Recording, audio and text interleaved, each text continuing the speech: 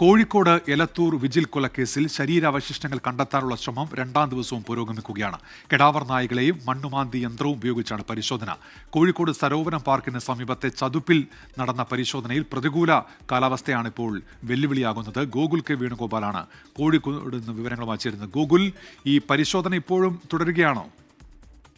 ഉന്മേഷ പരിശോധന ഇപ്പോഴും തുടരുകയാണ്. രണ്ടാം ദിവസമാണ് ഇപ്പോൾ ഈ പരിശോധന നടത്തുന്നത്. ഇന്നലെ രാവിലെ മുതൽ വൈകിട്ട് 4 മണി വരെ പരിശോധന നടത്തിയെങ്കിലും ഒന്നും കണ്ടെത്താൻ സാധിച്ചില്ല. തുടർന്ന് ഇന്ന് രാവിലെ 9:45 രണ്ടാം ദിവസത്തെ പരിശോധന തുടങ്ങിയത്.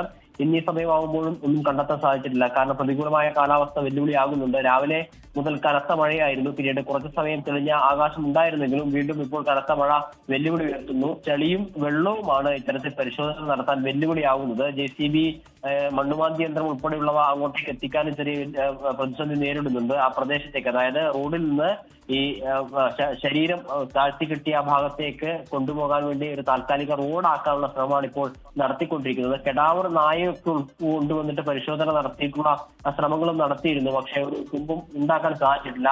നാളെ വരെ മാത്രമേ ഈ പ്രതികളുടെ കസ്റ്റഡി കാലാവധിയുള്ളൂ. 3 ദിവസത്തേക്കായിരുന്നു കസ്റ്റഡിയിൽ കിട്ടിയിരുന്നത്. നാളേക്കകം എന്തെങ്കിലും അവശിഷ്ടങ്ങൾ കണ്ടെത്താൻ സാധിച്ചിട്ടുണ്ടെങ്കിൽ വീണ്ടും കസ്റ്റഡി അപേക്ഷ കൊടുക്കുകയും ഈ പ്രതികളെ കസ്റ്റഡിയിൽ വാങ്ങേണ്ടതുമായിട്ടുള്ള ഒരു സാഹചര്യമാണ് നിലവിൽ ഉള്ളത്. ഉന്മേഷ്, ശരി. ഗൂഗിൾ കെ വേണുഗോപാലാണ് കോഴിക്കോട് നിന്ന് വിവരങ്ങൾ നൽകിയത്.